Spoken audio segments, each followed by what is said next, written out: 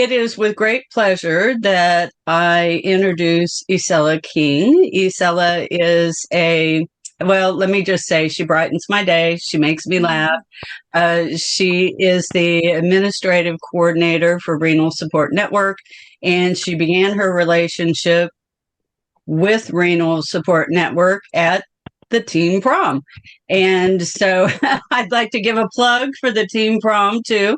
Anybody who knows a young adult ages 14 through 24 who would like to attend, this is the group to ask about, because I think just about everybody on your panel has been to the teen prom, right?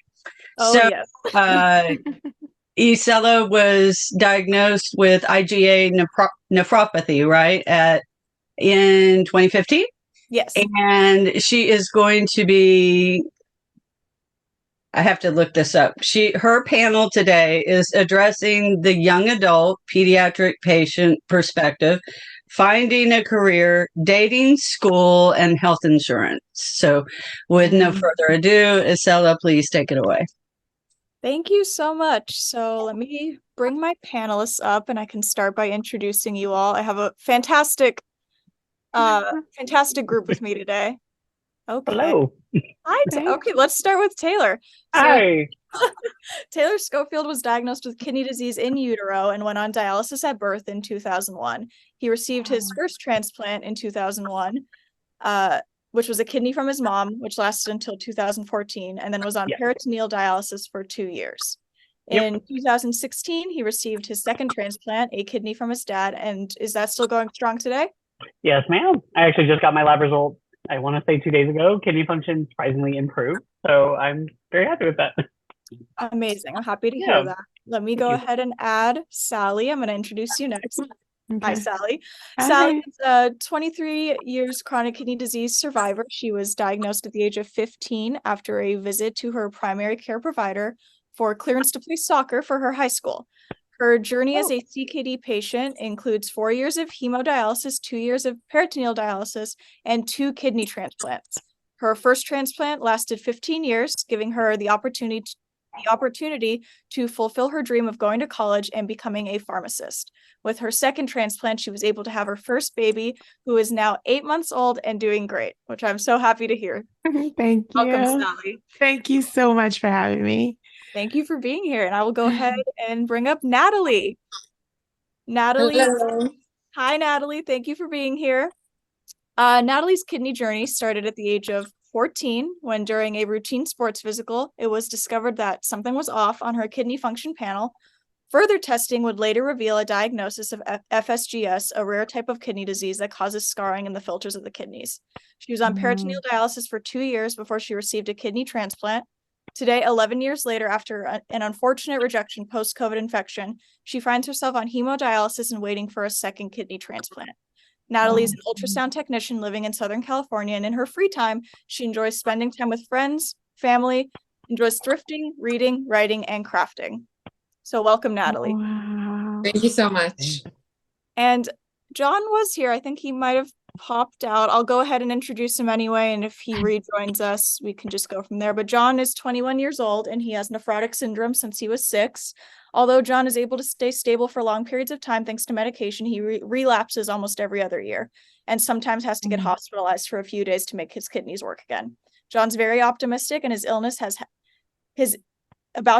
and he's had to learn to live with it and enjoys life to the fullest. So John, if you rejoin us, also very happy to have him on our panel. But with that, we can get started. The first thing I want to talk about, we all know growing up with kidney disease is super difficult. What are some of the challenges that you guys have faced, and how did you cope? And we can go ahead and let's start with Sally, and then we'll go around. Yeah. Oh, first of all, this is an impressive group that you have here. I'm super humbled to be a part of it. What a gang of survivors. I'm super impressed to be one of you. I can't wait to hear more from everybody. I think my biggest challenge with being diagnosed was the lack of understanding. I think that grasp of what I was up against and understanding that I was different and then reconciling that difficulty with acceptance, that's where I really found my power. But I was ignorant for, I would say, for the first 2 years of my illness. And many of the decisions I made as a result of that ignorance cost me a lot, like the parathyroidectomy, not going to dialysis, not staying for my entire treatment. All of that was just because I didn't understand and didn't know. And the moment I had someone that stepped in and filled that gap, I started realizing like, I could really problem solve around this and create the life I still want for myself. But that's what I kind of think was my biggest problem. Yeah, and I totally relate on the ignorance thing. I mean, when I was diagnosed with kidney disease, I didn't feel sick, so I didn't really want to believe that I was sick. Yeah. And when I started the medications they put me on, I felt worse. So I mean, in my Oh, head, I was like, girl. Yeah. I didn't take my medication for the longest time because I was like, why am I going to take something that makes me feel so awful?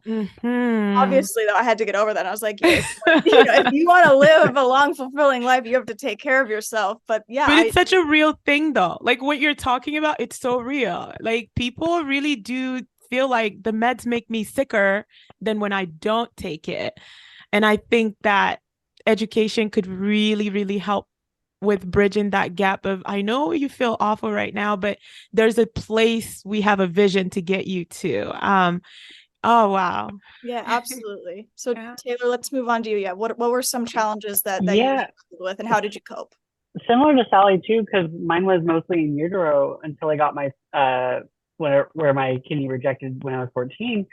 I didn't know a lot about it. I didn't know what my meds were, and most of it was my parents kind of taking lead with a lot of it. So I think that's a big thing with some of the people that get diagnosed younger. They don't remember a lot of the actual pain or issues that they had to go through before that. And so we kind of don't listen to the medication or don't want to do treatment and everything because we just see it as something that makes us feel worse. It's until I was 16 going through my second transplant and going through dialysis that I fully kind of understood. So I think that's something big for pediatric, is that there's that lack of understanding. And then for me, I mean, recently moving to adult care, kind of just dealing with new doctors, stuff like that. I think that's been kind of an issue too. Just there's not a lot of transplant specialists where I am at now. So kind of figuring that out too is difficult, and educating myself too. So yeah. Absolutely. Thank you. And Natalie, what about you? Oh, you're muted, Natalie. So sorry. There we go. It's always having some technical difficulties. It never ends. Yeah. Yeah, it's so nice to be here with everybody and hear everybody's stories and how in a way we're so similar, but our experiences do vary. When I started my journey, I was only 14, and it was in a it was very challenging. I was trying to go through puberty and just being a teenager and being the oldest of 5 and dealing with a mom who had breast cancer. It was just a lot at the time. So for me, honestly, coping, I didn't have the best tools at the time, but I'm thankful because my family did kind of join a local church at the time. So having, some prayer, some faith, some meditation, even just other young kids to be around, helped me cope, at least in the way to disassociate from the fact that I was a teenager on dialysis.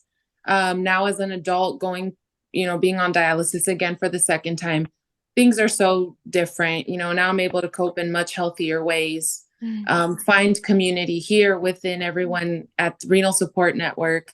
Just having better connections with people and just feeling that, we are very much walking a similar journey. So, it does make it easier to cope nowadays. Yeah. And Natalie, I want to follow up with a question for you. Can you tell us a little bit about your experience losing your transplant after having a post-COVID infection? What was that like? Yeah, it was pretty sad. You know, I would like to be more motivational per se and say that I handled it like a pro and I was ready because I went through it once before. No way. It hit me like it was something very sad, and I had a moment where within myself I had to ask, do I want to do this again? Do I want to go back on dialysis? What do I do? What do I want for myself? Just because it was a little difficult the first time around.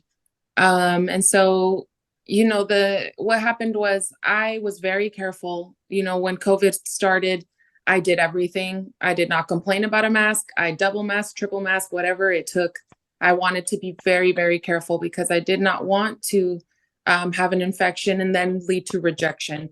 Unfortunately, it was actually a year ago in May. My boyfriend, who is also he works in the medical field as well. He got COVID from a patient at work, then came home, and that's how I got it. So it was very unfortunate, you know, but it was hard. And I'm glad that we're also gonna kind of talk about dating and everything that has to do with being because it was hard. That put a strain on my relationship. It was hard for my partner not to feel guilty that you know, most other relationships that we know, they also got a COVID from their partners, but it didn't lead to their partner going to the hospital, losing their organ, and being on dialysis. So it was a lot, but we have now, a year later, have managed our relationship in the point that we were able to move past that. We were able to realize that things happen, life happens, it's out of our control.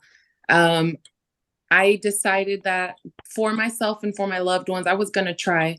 You know, I'm 28 and life is still going. You know, there's no reason for me to throw in the towel when there is so many. I mean, there's so many options. We could do hemodialysis, peritoneal. We could do it at home. You know, there was options. So I felt like it wasn't fair to myself to give up so easily. So it's been difficult. You know, thankfully, once the COVID infection went away, I got healthier, but my kidney didn't ever kind of like reawaken. So, you know, now the journey is just, you know, going one day at a time and doing my sessions and waiting for the next transplant. Yeah, wow. I mean, you are such a warrior. Thank you for sharing all of I'm that. sorry. I am so inspired by you. I think that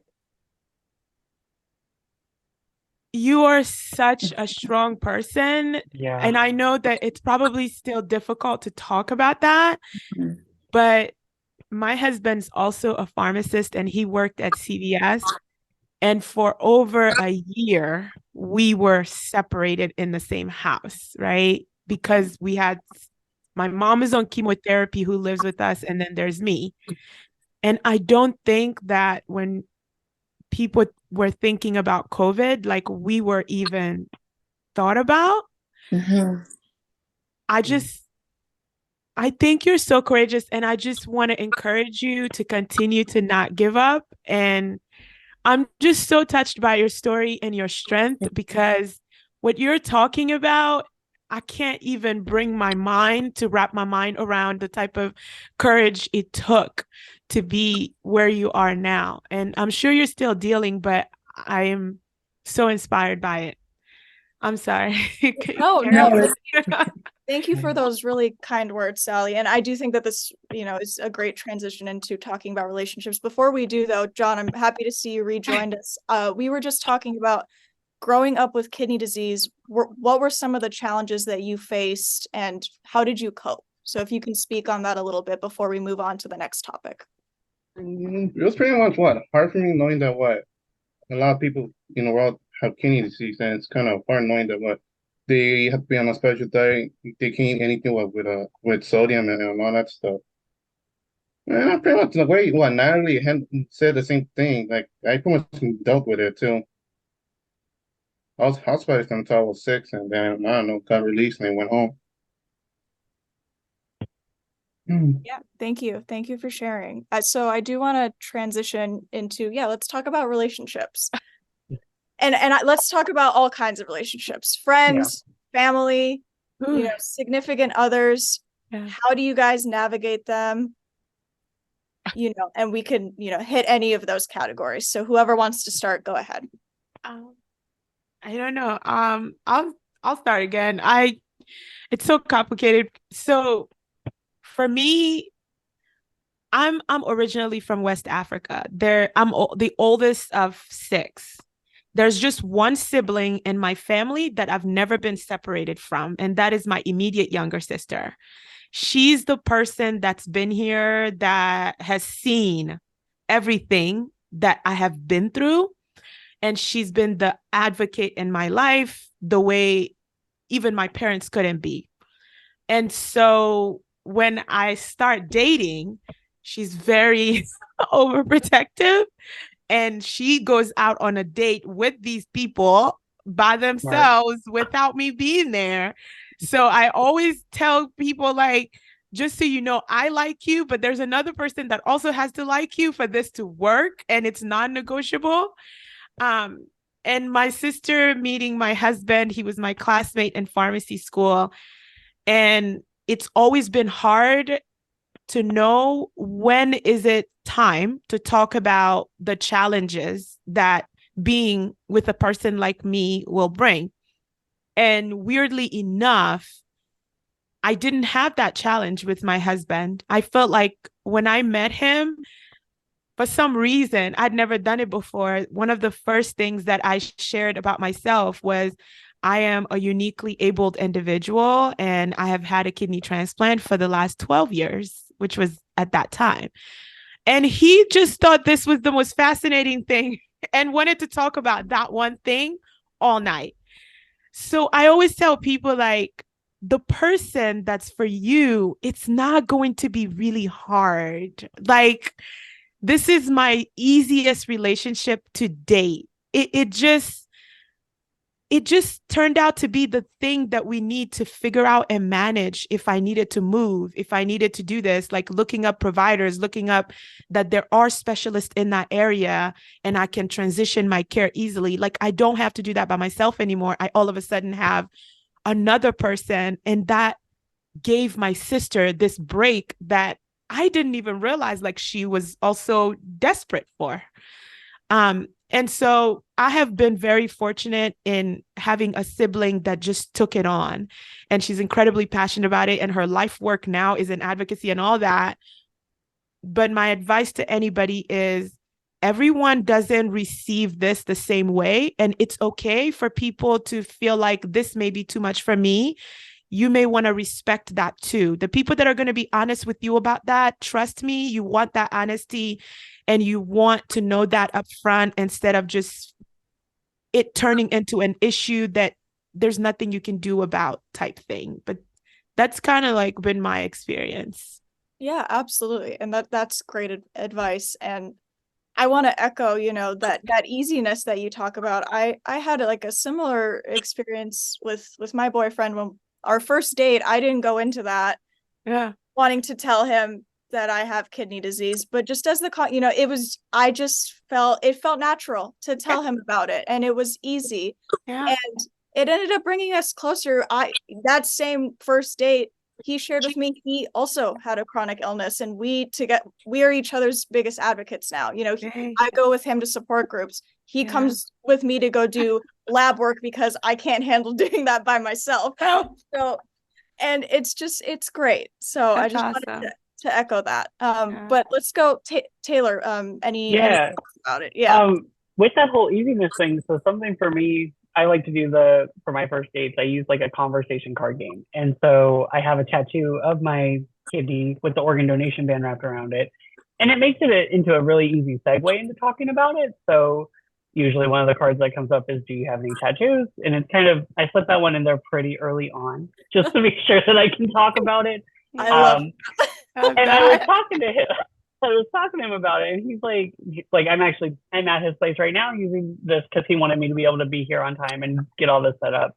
But he loves the scars and everything, because that's something for me, is that you're gonna know one way or another, whether it's you see me taking meds, you see my scars on my stomach, you see my tattoo, and I don't hide it. I don't actively hide it or need to. And so the easiness of just being able to talk to him about it has been really awesome. And so I think that's something that you really need to have with relationships, even with friends too. I've had friends who don't understand the med thing or don't understand why I'm drinking water constantly. And those friends don't stay around very long. Yeah. So the friends that I do have now that I've had for about 10 years now, they've seen me go through renal rejection and go through a transplant. And I want to say about 3 of them, they're the ones that are still around. We're the ones visiting me. We're the ones helping my family get stuff when they were helping me at home. And they went and got stuff from the store and came over and brought things over.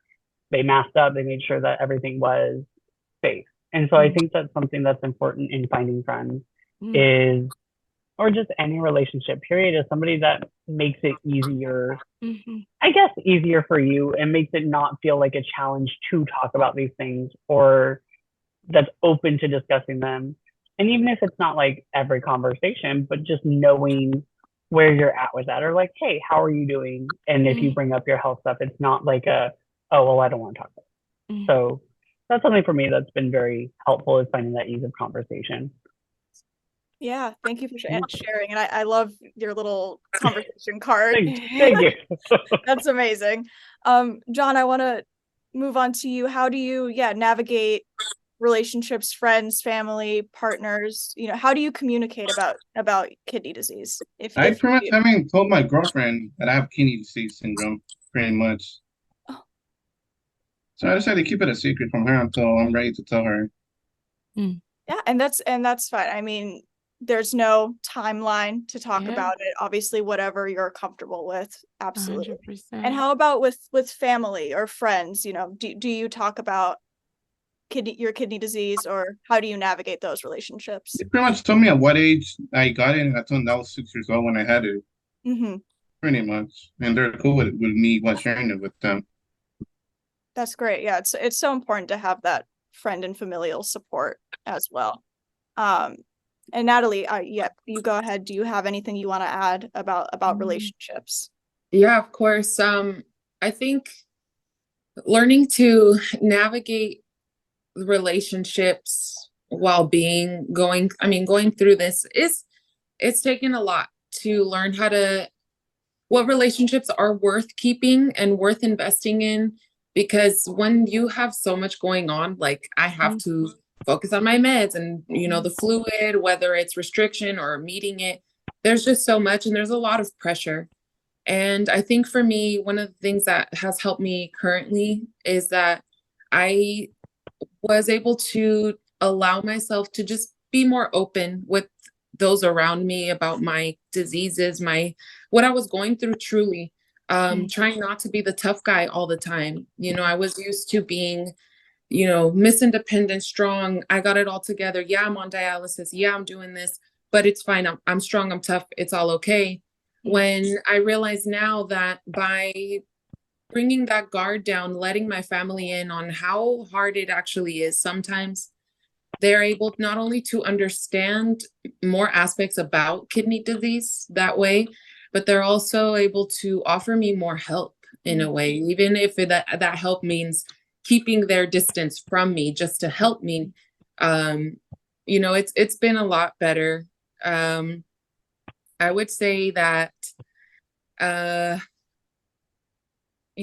when it comes to dating, I definitely agree with what everybody is saying. When you meet the right person, it's not going to be difficult.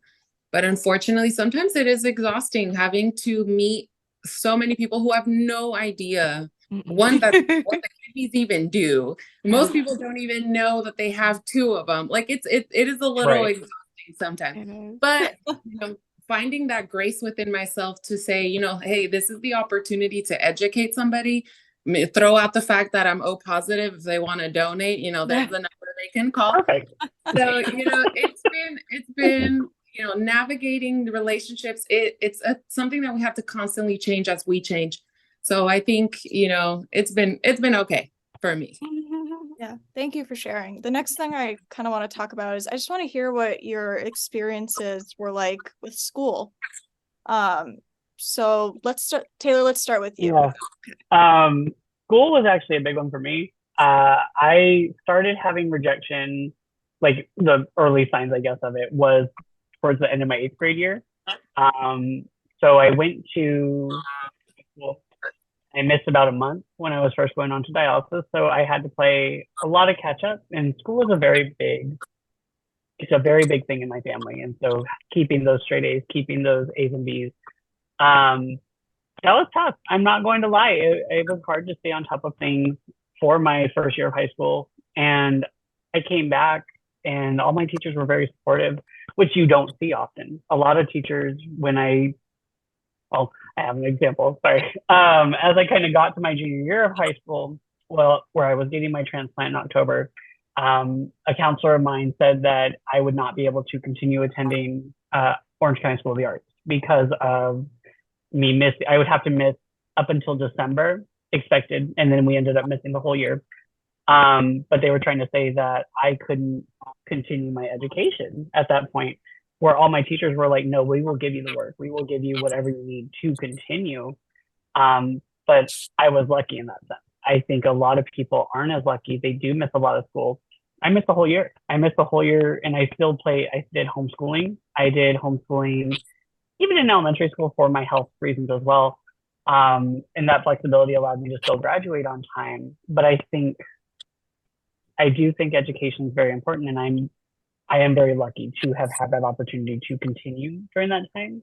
And so I think it can put a lot of stress on somebody dealing with this kind of stuff at the time, because you're in school, you're wanting to appear normal, usually for high school area. In college, it wasn't as much of a issue. But during that time, you want to appear normal, and it sucks. It does suck during that time, feeling that way. Whereas I look back now and I'm like, I did not need to appear normal. I had exceptions for certain things because of my kidney disease, extra time on things for that. So I usually tell students going through medical things to get like an IEP or something like that to give you that grace period. That's a big thing that I would recommend to honestly anyone that's in pediatric. Get an IEP, get a little bit extra time for things. It helps a ton, and it'll manage your stress a lot better. It's kind of what I have to say on education. Yeah, no, great advice. And, again, so great that you had, like you said, support from your teachers, because you're right. I don't think that's something that everyone gets. So Yeah, that's great that you had that. I am a teacher now, and so I try to provide. Yeah, I'm a middle school math That's teacher. awesome. And so thank you. So I do try to provide that in my classroom. I'm even open about my kidney stuff in my class, because like I'm gonna miss some days. I'm gonna miss some Mondays, and sometimes after that, I'm not gonna want to come in on Tuesday, even if I was fine Monday. But I am very open with that, and so I give a lot of grace in my classroom because of the teacher support that I got previously. That's amazing. Yeah. Well then, yeah, let's just do a follow-up question with that then. Yeah. So how has growing up, like you just mentioned one example, but yeah, how has growing up with your illness helped you, at work, and how you interact with the people you work with? Yeah. So it does depend where I was, because I know previously I was in Arizona as a teacher for a hot minute. And the renal support out there was not amazing. And out there, it's harder to be open. So I found coming back to California was definitely something that allowed me to be more open, not in just who I am, but with my teaching. Oh my gosh, can you please repeat the question? I'm so sorry. My brain just like lost track for a hot second. Just kind of, you were already kind of talking about it, but just how has growing up with your illness now like come into play with your career, and how you're interacting with your students, your coworkers? Yeah. So for me, growing up with it, I spent so long trying to appear normal and trying to seem like I'm like everyone else. I can eat whatever, seeming like I can eat what everyone else has. I did lose my first one due to non-compliance, or my first transplant due to non-compliance on my end. I was 14, so I'm like, I understand. It's hard. I think when it comes to my work, I try to be as open as possible and as supportive as possible, because nobody's normal. Let's be real. Nobody is normal. Everybody's a little bit weird, and that is totally okay. And I accept that in my classroom and everywhere I go. So when it comes to just my job, I am very upfront. Even during the interview process, I'm like, hey, I have this. This is something that's going to be something that will come up. With education, that's usually, it's not too big of a deal. And I can call in a sub, so not all jobs have that, but I have that luxury. And just in how I interact with my students, I'm very open. If I'm not feeling great one day, or I am tired, or I had some bad labs and I'm feeling down about it, I'll be like, yeah, I'm just not feeling great today. Or, I had a doctor's appointment. If I do choose to go back in that day and be like, hey, I'm just not feeling at my 100%. What I tell my kids is, I'm like, not every day can be a glitter princess day. Some days we can be Cinderella before the ball. So it's okay. I love that. Yeah. Thank you for sharing, Taylor. Sure. And congratulations on, that's awesome that you now, Thank you. to be a teacher and you're giving back that same support that you received. That's Exactly. fantastic. John, let's go on to you. Can you talk a little bit about what your experience with school was like? I don't know, pretty much. I'm also, like what he said, I'm also not a teacher, but I'm a teacher assistant. That's And, fantastic. and the way I've been dealing with my kids after school is, I don't know, ignore it, or just have fun at school. Okay, thank you for sharing. Sally, we can go on to you. Do you want to talk a little bit about your school experience? Yeah, so I missed pretty much all of high school, essentially. So I got diagnosed the first semester of ninth grade year and didn't get transplanted till I was 19, so after graduation. And we actually had to appear in front of the school board because they wanted to expel me. So what Taylor's talking about that lack of support, it's real. Yeah. They wanted to expel me because of missing too many days. So my family, we had to actually appear from the school board and had to get the principal at my school showed up for support, my journalism teacher. But people showed up to really kind of talk about how, yeah, I've missed a bunch of school, but I'm still maintaining a GPA greater than 3.5. And as a result of that advocacy that we were able to do, the school board provided me with homeschooling, something that we didn't even know that I was eligible for. So the homeschooling really, really helped me just make sure that I had those grades, because going to college was just such a thing that was on my mind so much. I knew that finishing high school and finishing high school strong would be really, really important to getting into a really good school, if that's what I wanted to do, or start at a community college because of circumstances. But I think that because I think for me, I didn't want the school to know that I had kidney disease. Like, my uncle wanted to go to the school to speak to them. I just didn't want that. I didn't, like, again, chasing this whole normal thing, like Taylor's saying, right? Like, my appearance had changed. I'd lost all this weight. I was different enough. And I was just telling people, oh, I wasn't feeling well. And that was it. But this idea that, like, they had to lay it out to the school administration what was happening, I was categorically opposed to that.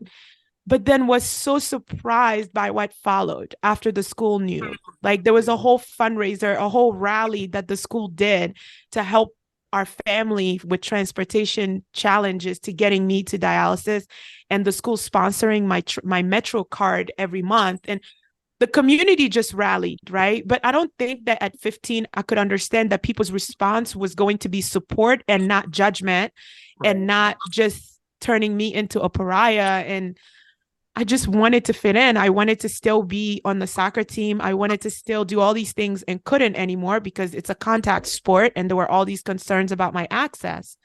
But I think that as far as school goes, my advice is always, even when I speak to parents of pediatric patients, I always ask, like, how much support are they getting at school? The school has a responsibility to still make sure that your kid is getting a great education. Kidney disease doesn't mean a C or D level education. It just means that you have challenges. That's it. But those challenges, the school has a responsibility to make sure that they find, if they don't have it, that they find and develop the necessary resources to make sure that the kid, you still are getting that class A education. That would just be like my advice around that. If the school isn't proactive, you go and you make them get proactive about it. Absolutely. I mean, I couldn't agree more. I want to touch base on that one just for a quick second. This is why I am saying the IEP for the individual education plan, because I know a lot of people see it for special education. But it actually, having that makes it a more legal thing, even if it is just for your medical diagnosis. So it does get more people involved in that area. You would have an advocate for that kind of stuff, even if you didn't want to know or want people to know. You still have that one advocate that would know and be able to kind of make sure they're following guidelines for your diagnosis. Yeah. Yeah. Thank That's you for that. great. Thank you, Taylor. Natalie, and go ahead. Can you share a little bit about your school experience as well?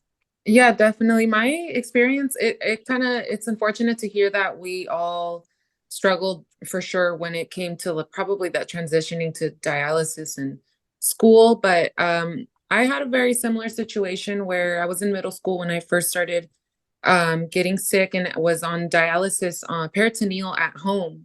So I would do it for every day for 10 hours. Sometimes I would go to school late. Sometimes I wouldn't go to school. Sometimes there was a lot of, tardies and things like that come up. We had to go do the courts and all that. So it is very unfortunate we struggled for a while. We didn't seem to have that support in my small, local county school, but it was also kind of my secret. So I didn't share it at school. I didn't tell my friends. I didn't tell anybody what I was going through. People were noticing changes, but I didn't know how to deal with it. So now when I was able to go to college after, I did also have to do independent studies, and that's how I finished high school.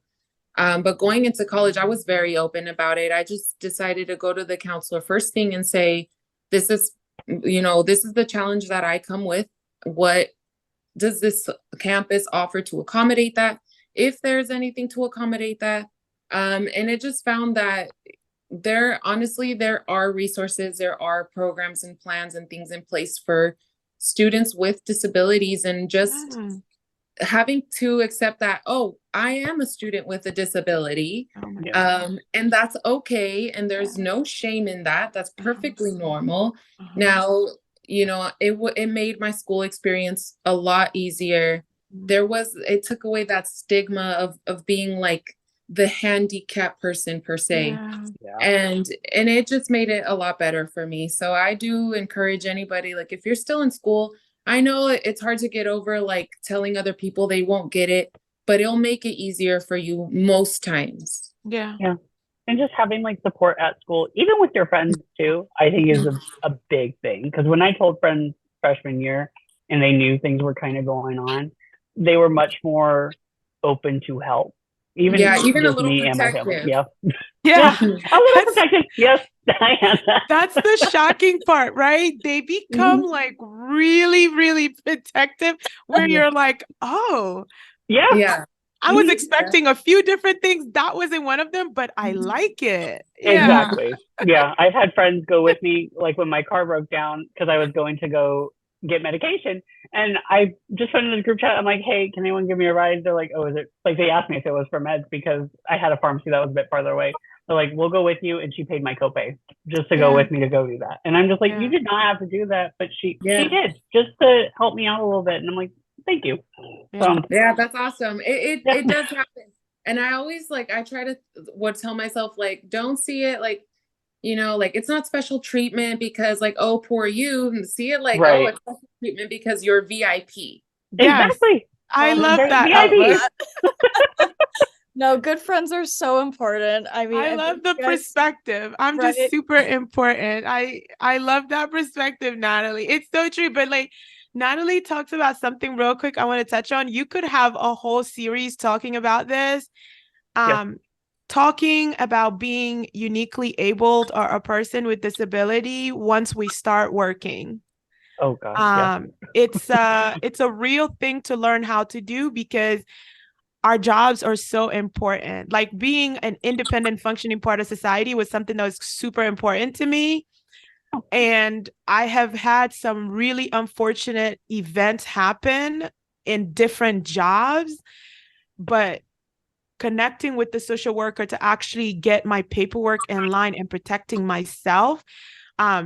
If there are resources out there about that, I'd love to actually get my hands on them because, I just switched jobs. I haven't told them anything. I'm still learning how to show up in my workplace as a uniquely abled individuals and protecting myself and not being so worried about how I'm going to be seen for asking for the protection that I absolutely need.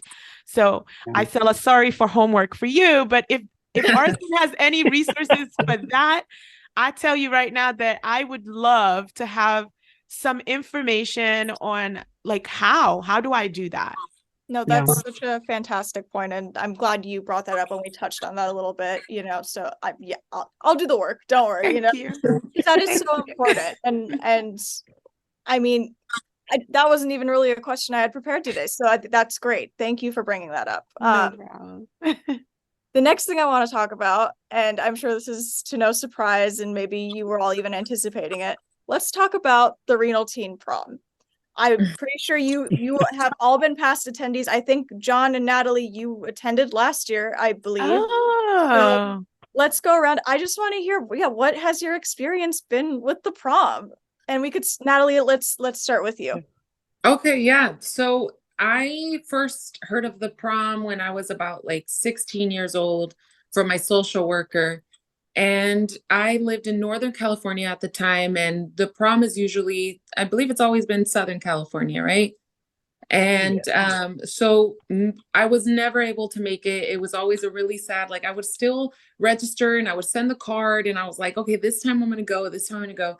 And unfortunately, it was just too difficult for my parents to bring me. But last year I was able to make it, and it really came at the time that I needed it. It was like meant to be. It was such a fun experience. I actually went, last year was my second time going. But there was a big gap. I went once before. This was prior to COVID. So I believe it was like 2019. Okay. So I went there. I met up with Lori and I got a dress from her, and it was such a great experience and it was so amazing. I'm super excited to be a part of the 25th prom that's happening in January. I'm super excited. I'm definitely hoping to volunteer. Now I live in Southern California, so I'm gonna be there. Whatever you guys need, call me, I'm there. But honestly, prom has been such an amazing experience. I'm so glad that it was something that was, whoever thought of it, when the thought and made it happen, and all the work that has to, thank you to everyone that makes it possible, because it really, I've only been there twice, and it just made such an impact on my life that I want to be a part of it for the rest of it. Yeah, thank you for sharing, Natalie. And we will be calling you up. We are excited to have you. The 25th prom is going to be great. Please, tell anyone you know about it. John, let's go to you next. You also attended last year, right? Yeah, it was my third prom that I went last year. Oh my God. And so what do you love about the prom? I think you brought a friend with you. I think I saw you with a friend. How was your experience? Yeah, I brought her. I pretty much invited her to come because she never had a chance to go to prom either. Because apparently she had anxiety attack and her seizure, so she pretty much never had a chance to go to prom. So I pretty much invited her. Well, what's your favorite thing about prom? I was so glad to see you last year. I hope you come to the next one. I already signed up for this year, right? Perfect. I'm pretty much, I like attending prom because I get to talk with other people who have the same illnesses as I do, pretty much. Yeah, and that's why we do it. I mean, that's what I loved about it.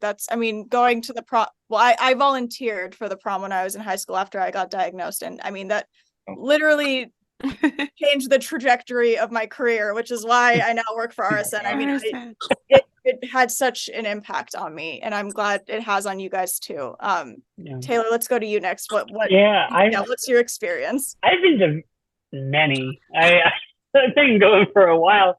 I usually bring one of my friends. I think I've brought in almost every one person in my friend group. I know there's one or two that I still want to bring because I think I have this upcoming year and then one more after that when I'm 24, technically aging out, and then I want to volunteer for this.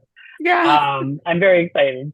I like going just because I meet so many people while I'm there. I have a whole album on my phone of just Renal prom pictures because I take a ton while I'm there and meet a lot of people.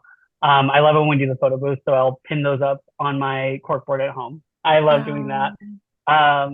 And also just like I like even some of the before proms because I know in movies like there's like these whole montages of just dress shopping and getting that cute outfit and everything. I love doing that. I love doing the whole shebang. I'll do a promposal for my friends, even though it's not a school official prom, but like one of my friends that I brought, I got her like a BTS CD and made a little sign and went outside her house and played a song for her on my speaker. But it was fun. I like treating it like a prom because it's a prom. It's something fun. I love going and meeting all these people and dancing and being like, yeah, we have like renal disease or something like that or some kind of medical thing and being like, we still know how to party. Like, let's go. Yeah. And so And it is a party. It is a party. It's fun. And even like the bus that we go on, because I go from the St. Jude Center over by Chalk Children's Hospital. I go through that bus, and so I always run into some of the same people too, and I like updating with them, even like when we get there and just talking and introducing them to my friend that I bring with me or whoever I end up going and just talking with them. It's very nice to kind of see that consistency as the years go on. It's very nice. Absolutely. Thank you, Taylor. And Sally, what about you? Oh man, I've only been once. It'll be two though. It'll be two this upcoming January. It'll be too soon. But let me tell you what was crazy about me being at the prom. I went to prom with one of the other teenagers from Children's Hospital here. And his name was Austin Lee. He's very big in the kidney advocacy in the DC metropolitan area here. And then we had such a blast that we made Lori help us host a prom on the East. Help us host our own prom on the East Coast, which we were able to have our own prom here after that experience. It was everything. Like we got dresses donated, and it was one of those things that I talked about on my interview when I was interviewing for residency after pharmacy school. It was truly, truly, truly profound to be in the room with other people that have all been affected by the same disease as me, but we are not comparing horror stories. Like we're not looking at each other's scars. We're not talking about how many surgeries have you had? Oh, I've had this many more than you. How many times have you been hospitalized? Like there are so many conversations happening in the room, and none of it has anything to do with the horror of why we were even invited to this thing. Everybody's just like, oh, cool dress. Oh, I love that hair. Oh, I love the glitter on this. Oh, where do you do this? Or how do you do that? Like, it was truly, truly transformative for me because it was like this real life example of I can absolutely create my own normal. I can absolutely create what I decide to be normal for myself. I can absolutely create it. That's what the prom to me symbolizes. Like for all of us to be in that space for how many hours and there's no conversation taking place about I have to go home and do dialysis. I have to take my phosphorus binder. I have to take my blood. Like literally nothing. And I'm obnoxious. So I'm the one running up and talking to random people and talking to strangers. I want to know about your dress, your jewelry. I was talking to everyone and it wasn't about kidney disease. And it's why like I'm so excited to be going back this year. And Taylor, like don't be surprised if you see my prom proposal on Instagram because I think I'm gonna love to. That sounds amazing. I really think that I just got to think who I want to bring. I think I may bring my sister because I talked to her so much about the prom and she couldn't come with me last time. I'm going to see if she's able to get someone to watch her daughter and come with me. Oh my gosh. Well, we would love to see your prom proposals. And thank you guys for sharing all of your heartwarming experiences. We are just about out of time. I do want to answer the question I saw in the chat. The 25th annual prom is going to be January 14th. It's a Sunday. It's going to be at Stars on Brand in Glendale, but we are offering a hybrid version. So anyone who's not in the Los Angeles area, you can still attend virtually. And we can put a link to all that information in the chat. The last question I want to close with from all of you guys is just, is there any last advice that you want to give to any pediatric patients that might watch this panel? And I'll whoever go. wants to jump in, go ahead. Yeah. I'll go. I'll jump in. Thank you. I just want to say thanks for having me. And the biggest piece of advice that I want to offer is just to listen to your body always.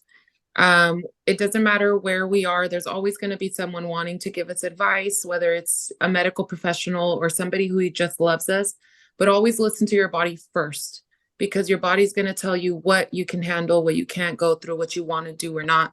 And don't feel that pressure, because at the end of the day, it's always just you. Yeah. So that's my advice. I want to jump off of that one too. Oh, I'm so sorry. I didn't mean to interrupt you. No. Oh. I'm sorry. I'm ad-libbing. Please, Taylor, go ahead. I want to go off of that one. I don't want to say go independent as soon as you can, but as you're saying, Natalie, that it is just you at it. Try to be as independent as you can, even if it's just knowing like your medication names, or even knowing your medical history, or having something on your phone. Because I know we all have them at this point, because most of us have them at 8. But being as independent as you can as soon as possible. That's something that my doctors and my family really pushed when I was like 14 and going through it. I didn't know my meds and until my second transplant, and now I like have them memorized, dosages memorized, all of that. Try to have at least a plan to go independent at your own pace. Yeah. So important. I think I couldn't agree more with both of those advice. My thing is, I really want to tell you that there is no expiration date on your dreams and goals.